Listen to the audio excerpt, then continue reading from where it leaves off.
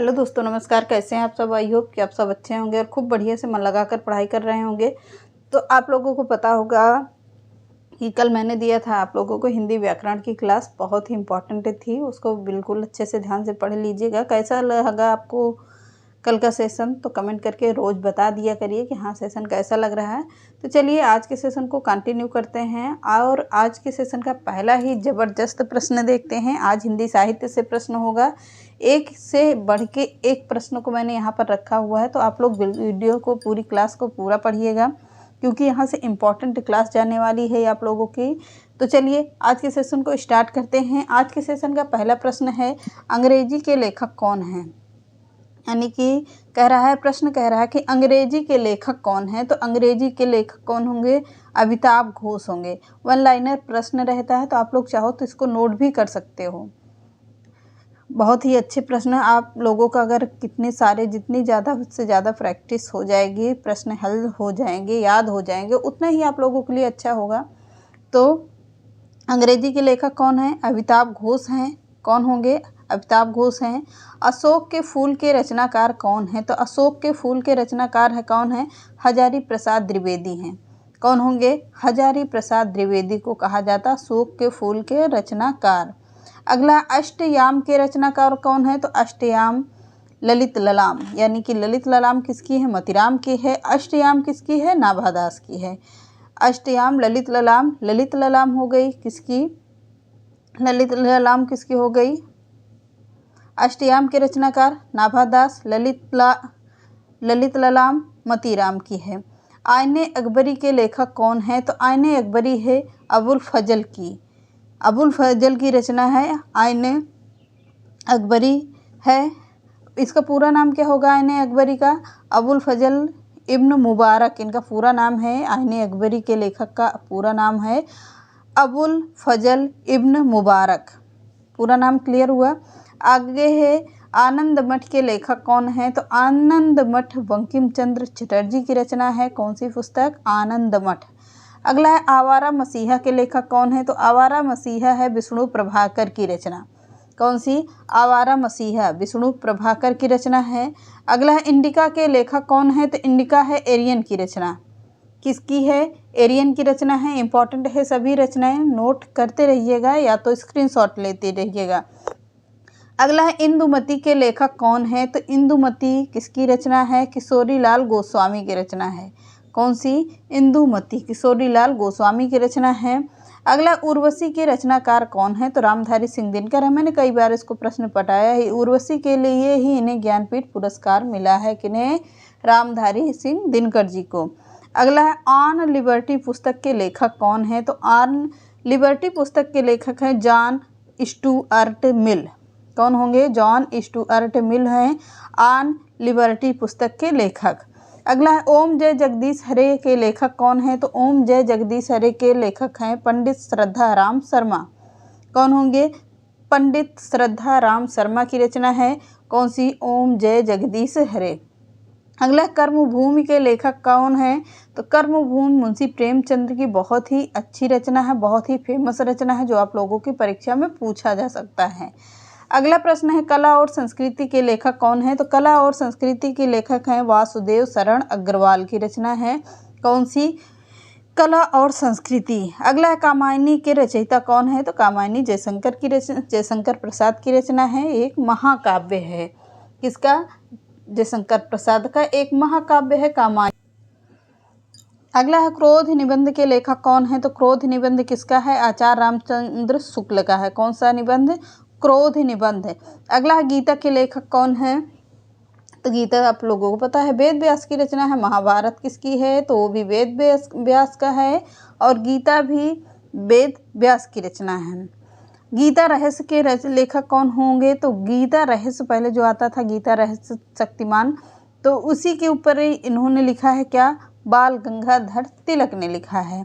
अगला है, गुड़िया भीतर गुड़िया के रचनाकार हैं कौन? मैत्री पुष्पा। कौन होंगी? मैत्री पुष्पा हैं। अगला, गेहूं और गुलाब के रचनाकार कौन है? तो गेहूं और गुलाब रचना है किसकी? राम वृक्ष बेनीपुरी की इम्पॉर्टेंट रचना है गेहूं और गुलाब। अगला है गोरा के लेखक कौन है? तो गोरा रचना है किसकी? रविंद्रनाथ टैगोर की रचना है। बहुत ही इंपॉर्टेंट है, नोट करते रहिएगा। जो हम इम्पोर्टेंट बताते जाएं उसको ज़रूर पढ़ते रहिएगा ध्यान से, क्योंकि आप लोगों की परीक्षा में प्रश्न अगर बता दिया है तो कहीं ना कहीं से प्रश्न आया है, तभी मैंने बताया है। तो अगली रचना है चिंतामणि के रचनाकार कौन है? तो चिंतामणि है आचार्य रामचंद्र शुक्ल की रचना। कौन सी? चिंतामणि। अगला छत्तीसगढ़ के रत्न के लेखक कौन है? तो छत्तीसगढ़ के रत्न के लेखक कौन है? हरि ठाकुर हैं। कौन होंगे? हरि ठाकुर की रचना है छत्तीसगढ़ के रत्न। अगला है जनगण मन के लेखक कौन है? रविंद्रनाथ टैगोर की रचना है। कौन? जनगण मन। तो आप लोगों को आगे के प्रश्न बहुत ही इंपॉर्टेंट हैं। अगली रचना देखते हैं, बहुत ही यहाँ से इम्पॉर्टेंट है। मैंने कहा एक एक प्रश्न को हमने इम्पॉर्टेंट रखा हुआ है। अब यहाँ से क्या है? रचना है, रचना का प्रकाशन वर्ष है और कब यह प्रकाशित हुई है। तो आप लोग हेडिंग डाल के लिख लीजिएगा, नाटक का प्रकाशन वर्ष। हेडिंग डालिएगा क्या? नाटक का प्रकाशन वर्ष हेडिंग डालिएगा और उसमें लिखिएगा पॉइंट करके भारतेंदु अंधेर नगरी कब की रचना है? तो 1881 ईस्वी की रचना है। भारत दुर्दशा कब की रचना है? तब किसकी है? भारतेंदु की सभी रचनाएं होंगी। भारतेंदु की कौन सी रचनाएं? अंधेर नगरी कब की रचना मानी गई है? तो 1881 की है। भारत दुर्दशा है 1880 ईस्वी की रचना। ये दोनों रचनाएं कब की किसकी हो गई? भारतेंदु हरिश्चंद्र की हो गई। अंधेर नगरी 1881, भारत दुर्दशा 1880। क्लियर हुआ? आगे बढ़िए। जयशंकर प्रसाद की कौन सी रचना है? तो स्कंदगुप्त। स्कंदगुप्त कब की रचना है? 1928 ईस्वी की रचना है। चंद्रगुप्त कब की रचना है? 1931 ईस्वी की रचना है। ध्रुव स्वामिनी कब की रचना है? 1933 ईस्वी की रचना है। तीनों रचनाएं हैं किसकी? तो जयशंकर प्रसाद की रचना। इंपॉर्टेंट है, स्क्रीनशॉट जरूर लेते रहिएगा। अगला है धर्मवीर भारती। धर्मवीर भारती की रचना कौन सा है? अंधा युग। बहुत ही इम्पॉर्टेंट रचना है, पूछी जा सकती है। 1954 ईस्वी की रचना है। कौन सी? धर्मवीर भारती की अंधा युग। अगला लक्ष्मी नारायण मिश्र, सिंदूर की होली। इनकी रचना कौन सी है? लक्ष्मी नारायण मिश्र जी की सिंदूर की होली। तो कब की रचना है? 1934 ईस्वी की रचना है। अगला मोहन राकेश। मोहन राकेश का है क्या?